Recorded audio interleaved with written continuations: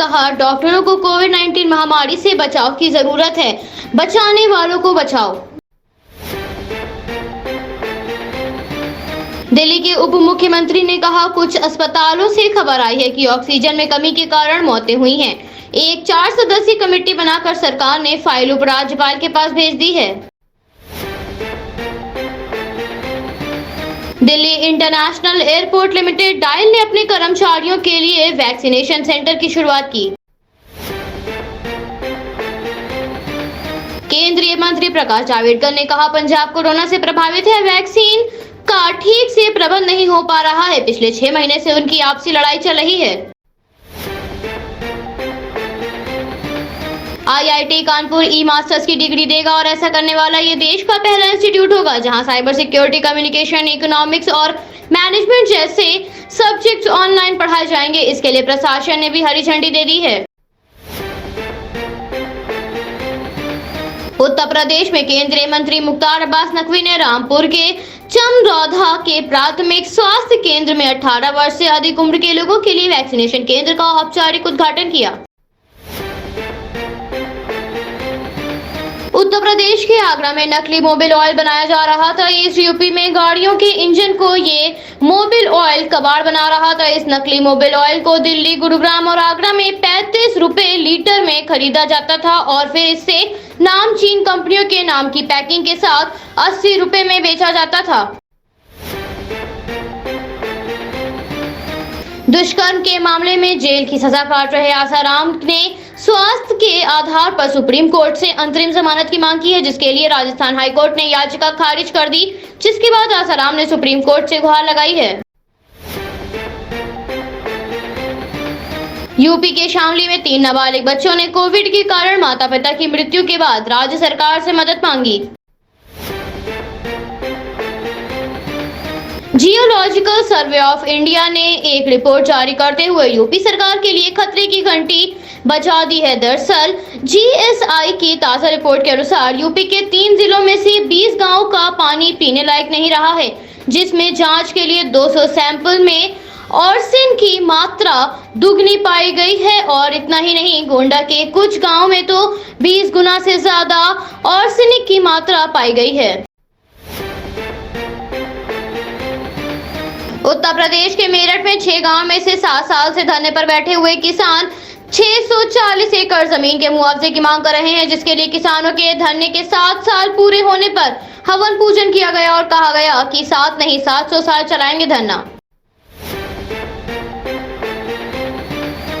2 से 18 साल के बच्चों पर कोवैक्सीन का ट्रायल जारी है। इस बीच ही बच्चों को एक और वैक्सीन दिए जाने की उम्मीद बढ़ गई है, जिसके लिए एम्स के डायरेक्टर डॉक्टर रणदीप गुलेरिया ने कहा, बच्चों को फाइजर की वैक्सीन भी दी जा सकेगी। उत्तर प्रदेश के मथुरा से मॉब लिंचिंग का मामला सामने आया, जिसमें गोवंश ले जा रहे तस्करों को ग्रामीणों ने घेर लिया और उसके बाद दोनों के बीच भारी भिड़ंत हुई, जिसमें भीड़ ने एक को पीट कर मार डाला, तो वहीं 3 की हालत गंभीर बनी हुई है। बिहार के मुख्यमंत्री नीतीश कुमार के खिलाफ एमएलसी टुन्नू पांडे को बयानबाजी करना भारी साबित हुआ, जिसके तहत एमएलसी टुन्नू पांडे को भाजपा से निलंबित कर दिया गया। इंदौर में अनलॉक के तीसरे दिन पुलिस प्रशासन और निगम की टीम द्वारा लगातार क्षेत्रों का दौरा किया जा रहा है, जिस दौरान नियमों का उल्लंघन करने वालों पर सख्त कार्रवाई की जा रही है, जिसके तहत एक जिम ओनर पर कार्रवाई की गई। दरअसल जिम का शटर बाहर से गिराकर उस पर ताला लगा हुआ था, लेकिन जब अंदर देखा गया तो लड़के और लड़कियां वहां पर एक्सरसाइज करते नजर आए, जिसके बाद पुलिस ने जिम सील कर दिया। मुंबई में आवासीय बिल्डिंग में आग लग गई। आग काफी भयानक थी, हालांकि किसी के हताहत होने की कोई खबर नहीं है। केरल के बजट 2021 के लिए सरकार ने अपनी घोषणा पत्र में विभिन्न क्षेत्रों के बजट की घोषणा की। साथ ही राज्य ने 20,000 करोड़ रुपए के कोविड पैकेज की भी घोषणा की है। वित्त मंत्री बाल गोपाल द्वारा बजट पेश किया गया, जिसमें कोविड राहत उपकरणों को गति मिलने की उम्मीद है। केरल और लक्षद्वीप में जमकर बारिश होने के बाद मानसून अब कर्नाटक पहुंच चुका है, जिसमें मौसम विभाग ने भारी बारिश की आशंका जताई है। मैनपुरी के चित्रपुर गांव में शादी के बाद अपनी पुत्र की चौथी चलाने के लिए आर्टिका कार का टायर अचानक फट गया और कार अनियंत्रित होकर पेड़ से टकरा गई। इस पर कार सवार 3 लोगों की मौत हो गई। पुलिस ने शव को पोस्टमार्टम के लिए भेज दिया है। गुवाहाटी के फैंसी बाजार में 18 साल से ज्यादा उम्र के लोगों के लिए वैक्सीनेशन कार्यक्रम चलाया गया। पुडुचेरी में 45 वर्ष से अधिक उम्र के सभी लोगों को टीका लगा दिया गया है।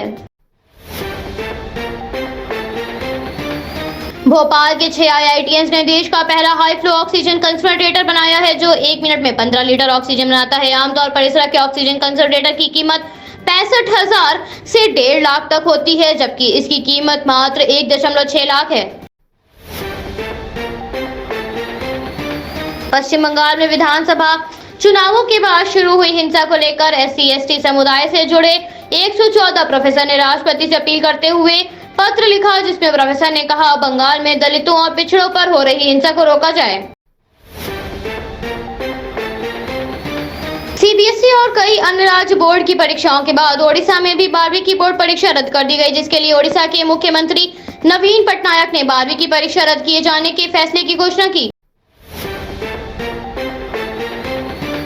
गूगल जल्द ही एक नया सेफ्टी फीचर लॉन्च करने वाला है, जिसके तहत स्कैनिंग टूल को भी पेश किया जाएगा, जिसकी मदद से डाउनलोडिंग करते वक्त खतरनाक फाइलें पहले से ही हट जाएंगे और गूगल का ये अपलोड, सर्च और डाउनलोडिंग में काफी आसानी लाएगा। भारतीय नौसेना के लिए 6 एडवांस सबमरीन का निर्माण होगा, जिसके लिए जल्द ही रिक्वेस्ट ऑफ प्रपोजल जारी किया जाएगा। इसमें करीब 50,000 करोड़ का खर्च आने का अनुमान लगाया गया है।